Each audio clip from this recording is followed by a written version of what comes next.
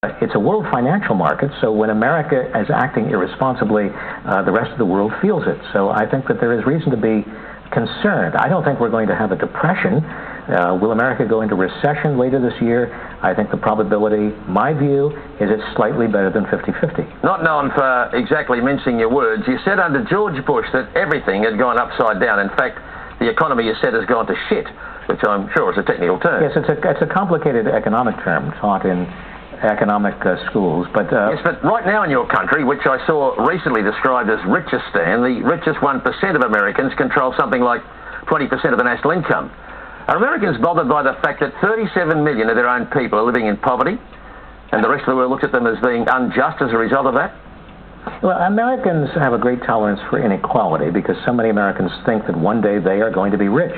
But the degree of inequality we are now seeing, with so much of the national wealth going to the top 1%, has caused inequality suddenly to become a political issue. In this campaign, for the first time in years, we're seeing candidates talk about and worry about the degree of inequality. And partly this has been driven, George, by the fact that median wages in the United States have been flat. They've not been keeping up with inflation, while housing values have actually been declining. So people are now getting a little anxious. They're saying, look, I'm working harder than ever. The only people benefiting from this economy are people in the top 1%, and I'm being shafted.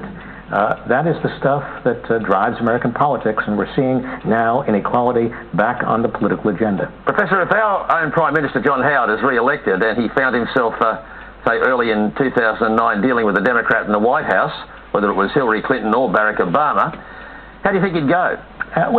Look, your Prime Minister has supported George Bush in Iraq, and he is known as a very, kind of to the right, right-of-center politician, and right-of-center administration.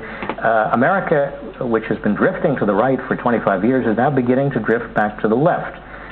So I would say, in all likelihood, we are going to have a Democratic president next time around. That's what all the polls show in the United States. And it would be lovely if there were a Labour prime minister here in Australia. But I'm not going to offer any political views. I'm going to be very nonpartisan on Australian television. Please don't. Please don't. Thanks. Great to talk to you, Professor. To say the least, we live in interesting times right now, no matter which side of the Pacific we live on. That's absolutely true. Thank you, George. Professor Robert Reich, among other things, we hear from our spies, was actually a Hillary Clinton date back in their college days. And that is definitely today's isolated fact. Next up, the 65-million-year-old harvest. Drought-stricken American farmers have been digging up dinosaur bones, and apparently paleontologists are not exactly warming to the idea. Instead of finding a scientist, they'll go through a broker or dealer and find someone to sell them to. They're ambitious. When I grow up, I want to be a Prime Minister. I'd like to be a lawyer. I think I'm pretty good academic school-wise. And